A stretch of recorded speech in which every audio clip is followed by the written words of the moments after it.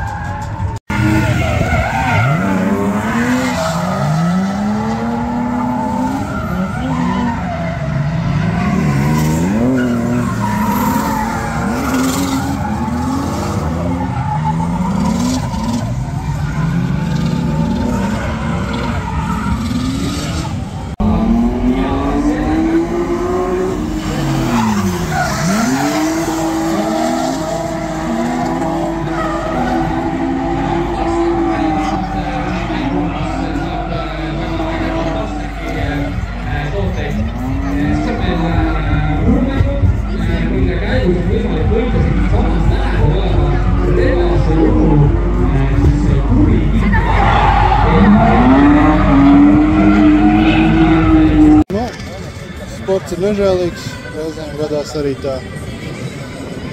Galvenais, ka pašiem veselā. Zēžus var sataisīt.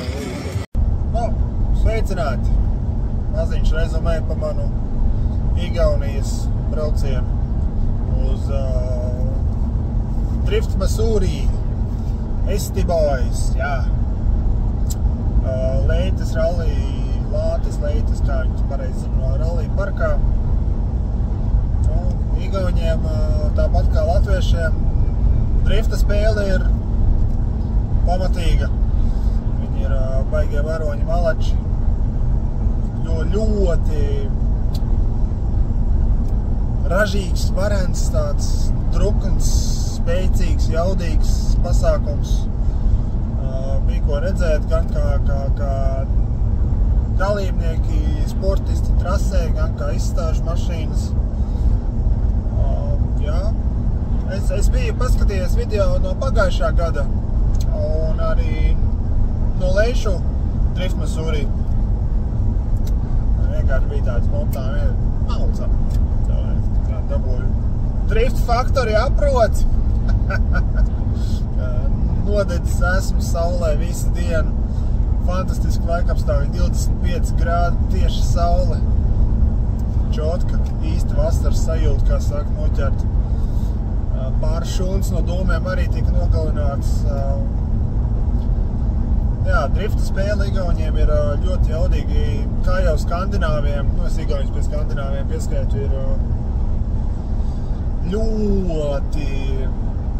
daži ļoti interesanti aparāti, teiksim, 46. ar CLK 5-litrīgo V8 motoru, 46. ar 1.8 turbo benzīna motoru Audi no B5 Audika A4 B5 1.8 turbo ielikt priekšā, SLR Mercedes drifta kapja variantā, jauda kosmos sleņķis, bijis, ģēts vienkārši.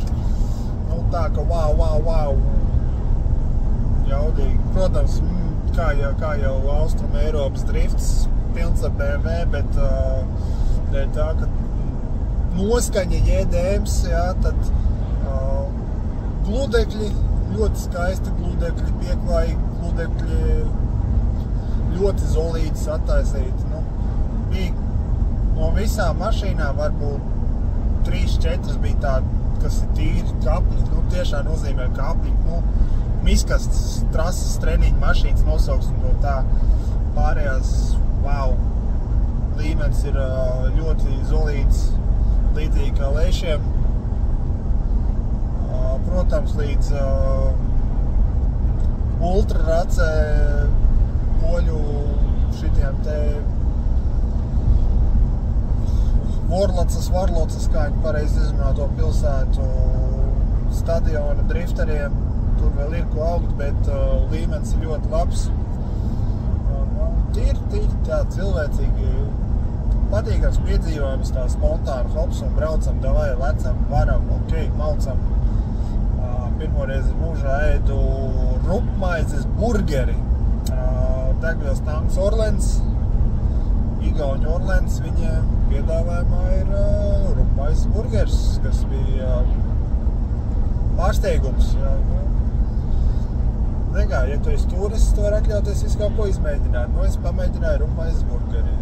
Teiksim tā, pēc garšas tas pats kā mājas burgers, bet interesanti. Protams, cena attiecīgi kā benzīntankā, bet bija labi. Nevar sūdzēties, nevienā brīdī nevar sūdzēties. Par ko es biju pārsteigts par Orlena kafiju. Orlena kafija, līdzīgi kā poļos, Igauņos, arī ir ļoti jaudīgi. Man garšoja, es nezinu kā ar citiem, es paņēmu lati.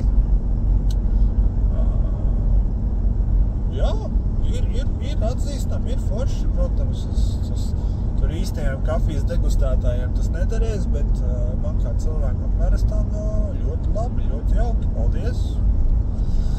Kaut kā tā, nu, rezumē ir sekojošs, darām spontānas lietas. Es nesen uzgāju Eddie Murphy video TikTokā. nu labi, tas nav īstā platforma, kur smelties, bet, nu, tur arī bija teikums aptuveni, tā doma bija skanēja aptuveni šāda. Ja paveiksies, jums ir 75 pavasari, 75 vasaras, 75 rudeņi, 75 ziemas. Ja paveicās.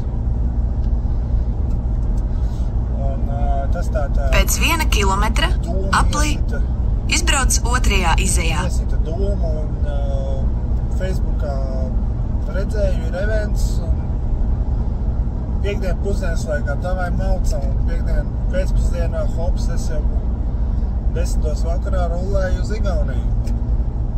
Gulēju pie trases mašīnā, Opel Vectra. Pēc 400 metriem nevar sūdzēt, aplī godīgi sakot. Izbrauc otrajā izejā. Ir labi, ir zolīti, protams, vienatnē, gulēju pa diagonāli bagažniekā uz salonu nolēstiem beņķiem, bet ir forši, jā. Tā kā, jā, ceļojam.